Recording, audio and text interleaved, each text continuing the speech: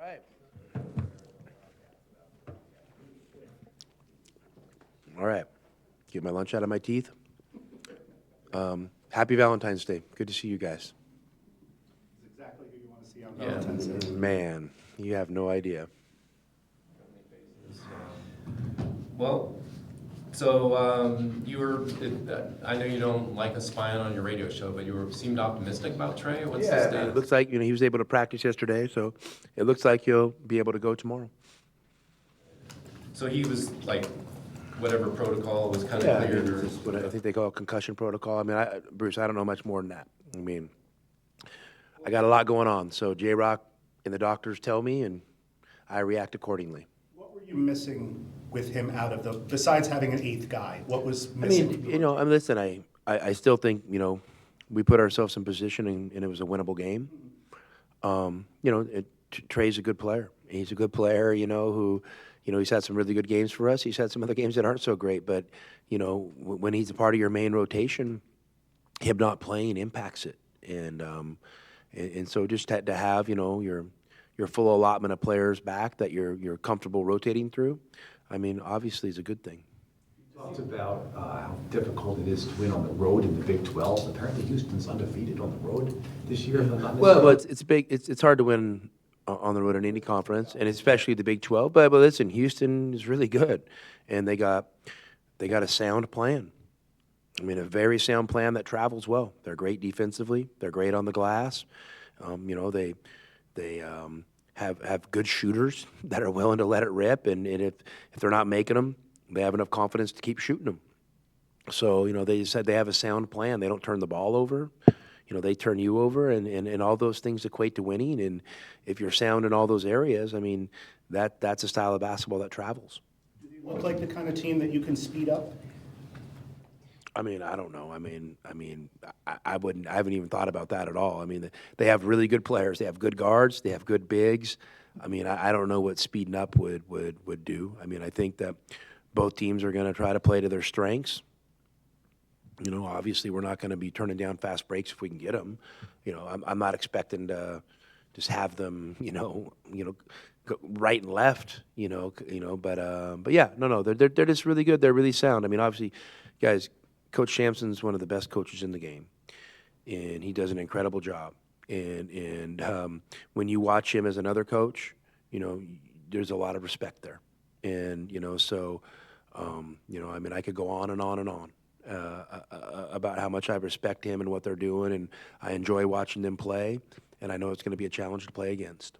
Tommy, you didn't give Delly a whole lot of minutes in the second half. How do you gauge when you've got a player like him that's giving you some aggressiveness at the offensive end, but at the same time, maybe He's got to play better.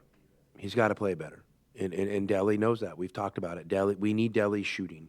We need Delly to be a catch and shoot player. I don't need Delly playmaking as much. I need Delly. I think one of the best things he can give us is an influx of shooting. And he has done that in stretches. And now, he's at a pivotal moment in his career. As a developing player, you're at a higher level. The stakes are high. You got to figure out what you got to do to be effective and thrive at this level. And Delly can really shoot the ball. And obviously, shooting isn't one of our strengths overall as a team. It's one of his. Please give us more shooting. When your program played Wisconsin last year, you downplayed significantly what happened 10 years ago. But then after the game, the players were like, no, it really kind of meant something. So I understand maybe you didn't want to make that public. But does what happened against Houston 3 years ago have anything to do with today? None. Other than that I know, what it feels like to play against them, and I know it's tough. So there's no extra motivation. The motivation now, I mean, what's so different than now than then you're in the Sweet 16 playing to the Elite Eight and all this stuff. Now you're in the same conference. You're going to be butting heads all the time. And you know what? We want to be at Houston's level consistently, and we know we got to earn that right. So, I'm looking forward to this game. No matter what the outcome, I'm looking forward to this game. When you look at, obviously, KJ and all that he gives you defensively, but at times has turned it over in some unusual situations, is that just a matter a young guy, maybe the game speeds up at times too much for him and he makes those I tough mean, we probably could look at every turnover independently and try to assess it. KJ's a really good player. And listen, guys make mistakes. One thing KJ consistently does, he outperforms his mistakes. And so there's no such thing as a perfect basketball player. It just doesn't exist. There's not a perfect coach, not a perfect person, definitely not a perfect basketball player. But when you have somebody who plays with great effort and impacts the game in so many ways, and they make a few mistakes, you're living. And obviously we're coaching him and trying to help him with some of those mistakes. He's listening to us, trying to fix some of those mistakes. But KJ outperforms any negative thing he does here and there. He outperforms it every game. Even before the Kansas State game, the turnover numbers had started to maybe go up a little bit. Were you seeing anything from opponents where they were starting to anticipate passes? I mean, not really. I mean, I just think our guys just got to be better. Just got to be better. A little more attentiveness. Can't be casual. And so I haven't seen anything. Like no trend or anything like that. And hey, listen, tomorrow you better be strong with the ball. If you're not strong with the ball, you're going to turn it over. I mean, so I think a lot of it comes down to this guys being strong with the ball, stronger with the ball, and it's a little more attentive.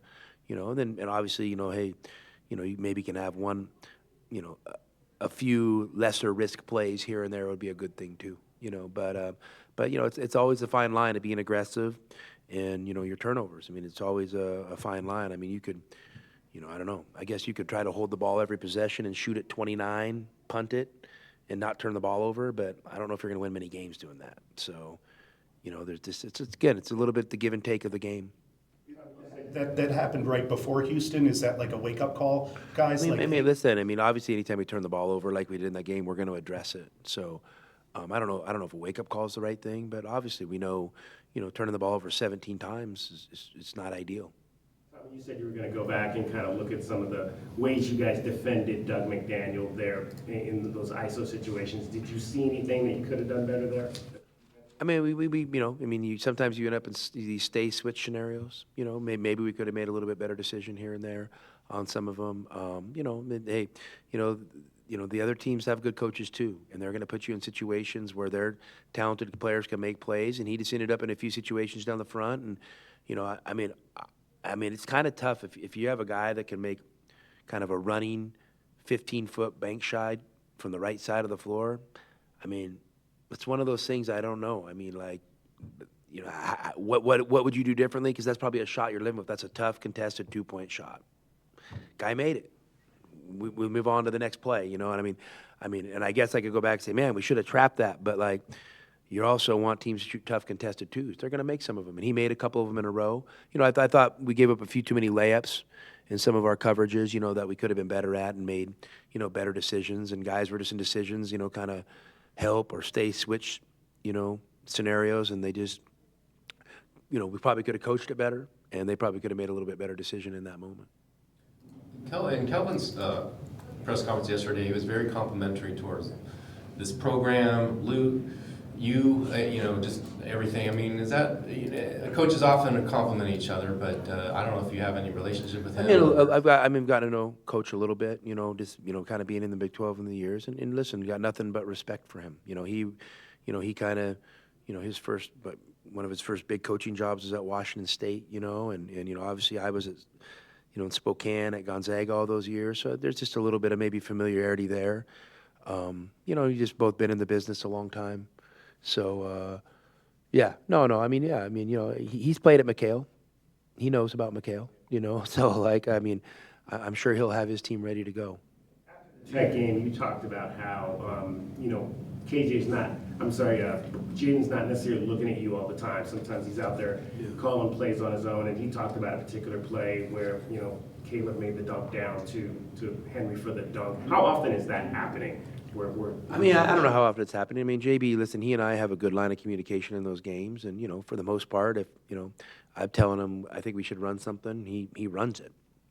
He'll periodically come to me and say, hey, what about this? Or maybe it's a tough moment in a game. It's loud.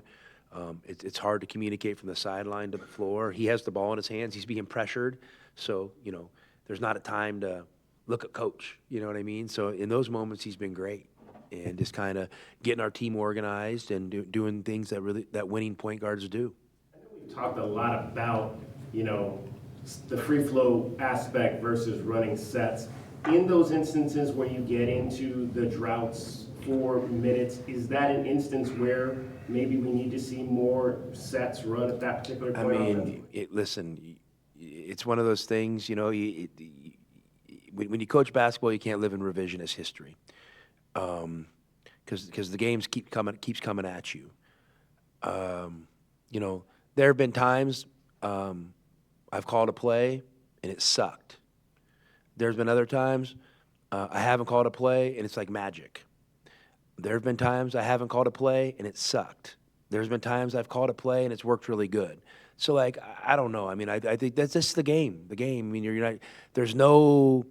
The beautiful thing about this game is there's a lot of gray, and for you guys, you try to make it black and white. I understand that. It's simple. When you coach and play it, there's a lot of gray. You have to be good in the gray, and so you know what? You're gonna live with some. You're gonna live with some good things, and you're gonna live with a lot of tough things too. You just gotta keep going. The game doesn't stop. You guys can make the game stop because you're analyzing it after. In the moment, it doesn't stop. So, you make decisions. Sometimes they're regretful. Sometimes they're genius. And that's every coach. That's every player. And the best ones just keep going and probably incrementally get a little bit better at making better decisions. So that's how I'm approaching it.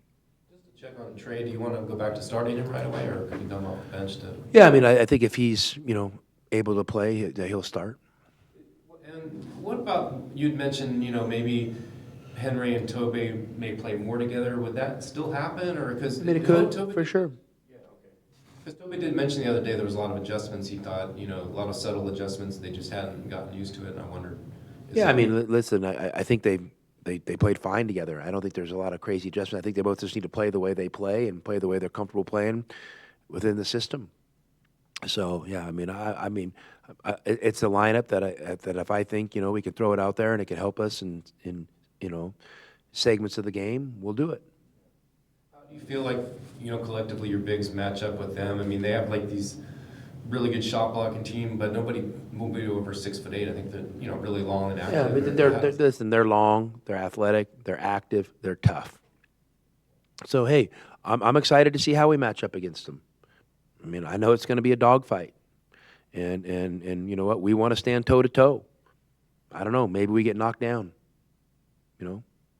But we're going to deal with whatever outcome happens, and it's just going to be a great experience for us, either way. And I know we're going to be better for it. We talked about that 22 game, but I know you've learned a lot about Arizona history since you've been here. Anybody have told you about the last time Houston was here with that Chase Budinger incident? No. He got stepped on. No, you never heard about that? No. It's one of those things. He got stepped on, and they made this big comeback and beat him. A lot of fans remember it. I haven't heard that one, so maybe I need to get out more. No, it's just one of those things. I mean, it's like one of those. You're not big, chronically online like some of us, which is a good thing. Is that like a disease? Chronic onlineness? I definitely don't have that. Trust me, I definitely don't have that. I'm the opposite. I just wondered if maybe somebody had mentioned to you, like, hey, last time Houston was here, one of the guys. No, I mean, I do love those stories, Bruce, and I'm not making light of it. I just haven't heard that one. And, I mean, I love when people tell me stories about the past things. But, I mean, if we're trying to, connect a dot to say that tomorrow's game is going to be impacted because Chase Budinger got stepped on the chest, and when there's not one player or one coach involved in the deal, you and Brian are the only constants, from that game. And that's saying something. All right. Thanks, guys. Thanks, guys.